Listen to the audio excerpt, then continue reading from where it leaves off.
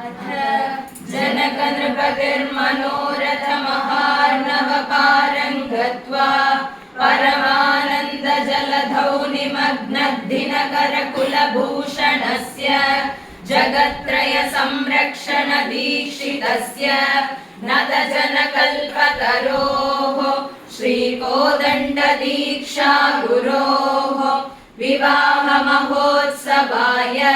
क्षितिपतिवर परिपूरितमनोरथम् भगीरथवंशजातम् अधिरथमहारथाद्यशेषपृथिवीपतिवन्दितम् दशरथमहाराजम् रथगजतुरगपदादिसहितम् समन्त्रिपुरोहितम् सपुत्रकळत्रम् सपरिवारमानीय सत्कृत्य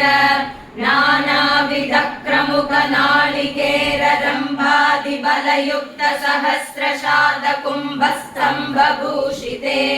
जम्भारिचिरकाङ्क्षिते परिपूर्णमनोरथ परमामोद पौरभक्तजन परस्पर कृतसल्लापे सकल जन मनोहरालापे किरीट कवच कुण्डल केयूरनूपुर मुक्ताहार विभूषित नानाविध मृदुल चित्रासनस्थ नाना देशागत राजवर्य वृन्दे लोचनानन्दे नानाविध वर्ण स्वर्ण पुष्पस्तम्भक कोटिदे दीप्यमाने मलय चन्दनागरु गुल्गुलु गोघृत दिव्य परिमळ वासनादि वस्तु घुमघुमायमान सभान्तरे निरन्तर मणिखचित मुकुर परम्बरे भेरी मृदङ्ग मद्दळ काहळ दुन्दुभि तुर्य तुम्बुरु वीणा वेणु नूपुर मड्डु कडिण्डिम डमरुक जर्जरी जल्लरी धवल शङ्ख पणव पटहाद्यष्टादश वाद्य घोष सन्तत शब्दायमान सकल दिगन्धरे नारद तुम्बुरु वीणा गान मनोहरे सवत्सगो सहस्राद्यनेक कोटि वारण वस्त्राभरण भूदान बहुमान सन्तोषित पात्र भूतोभय सम्बन्धि राजश्रेष्ठ वंशावलि नाम गोत्र प्रवरोच्चारण निपुण वसिष्ठ वामदेव विश्वामित्र शतानन्दादि सकल मुनिगण संकीर्ण विवाह वेदि मध्ये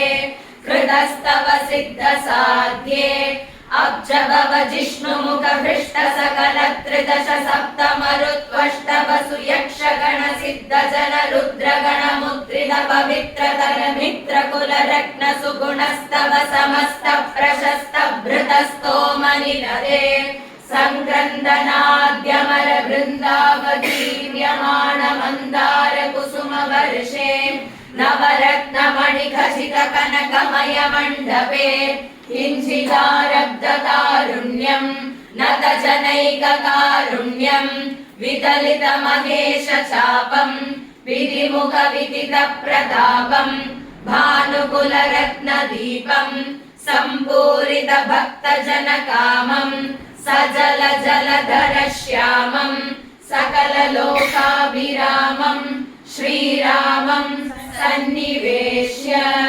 केतकी चम्पक मल्लिकाद्यलङ्कृत नीरालक वेणीं कलहंस गामिनीं करुणावलोकिनीं अनघ मणिखचित हेम निष्कण्ठीं स्वरजित कलकण्ठीं हाटक मणिमय ताडङ्गालङ्कृत कपोलाम् अगणित कल्याण गुणशीलाम् अरविन्द सुन्दर मन्दहासमुखीं श्रीरघुनन्दनाभिमुखीं सीतां जनकसुतां सन्निवेश्य कल्याण महावैभवम्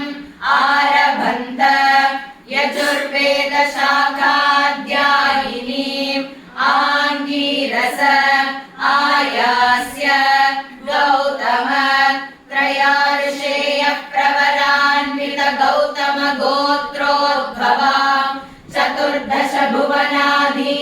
सर्वेश्वरीम् अखिलाण्डकोटिब्रह्माण्डनायकीम् तत्त्वस्वरूपिणीम् चन्द्रवंशप्रदीपिकाम् शरणागतवत्सलाम् वेदिगर्भोदिताम् पद्मालङ्कृतकरकमलाम् कलहंसगामिनीम् इन्दीवरलोचनाम् दिव्यसृग्वस्त्रभूषणाम् हरिचन्दनलिप्तभुजाधराम् विद्युत्प्रभाम् विशालाक्षीम् स्निग्धकुञ्चितमूर्धजाम् हंसाङ्गितेन क्षौमेण किञ्चित् पीतेन संवृता वासितेन उत्तरीयेण सुरक्तेन सुसंवृता जगन्मातरम् निमिवंशोद्भवाम् स्वर्णरोममहाराजवर्मणो नक्त्रीम् ह्रस्वरोममहाराजवर्मणः पौत्रीम् जनकमहाराजवर्मणः पुत्रीम् श्रीसीतानाम्नीम् साक्षात् लक्ष्मीस्वरूपिणीम् इमाम् कन्याम् यजुर्वेदशाखाध्यायिने वासिष्ठ मैत्रावरुण कौण्डिन्य त्रयार्षेयः प्रवरान्वित वसिष्ठ गोत्रोद्भवाय त्रिभुवनाधीशाय अखिलाण्डकोटिब्रह्माण्डनायकाय तत्त्वातीताय सच्चिदानन्दमूर्तये सूर्यवंशपावनाय अखिल जगदानन्दकारकाय क्षीराब्धिशायिने शरणागतवत्सलाय कौसल्यानन्दवर्धनाय ताटकेयान्तकाय चरणरेणुपालित गौतमकलत्राय परमभागवतार्चिताय खण्डीकृत त्रिपुरहर चापाय साधुजननिवास वृक्षाय लक्ष्मणाग्रजाय श्रीवत्स कौस्तुभहार कटक केयूरादि दिव्याभरणभूषणाय वैजयन्ती वनमाला शोभिताय इक्ष्वाकुवंशोद्भवाय नाभागमहाराजवर्मणो नक्त्रे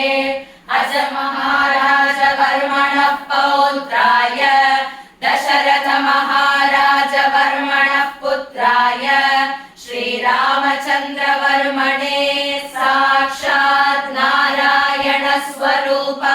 वराय इयं सीता मम सुता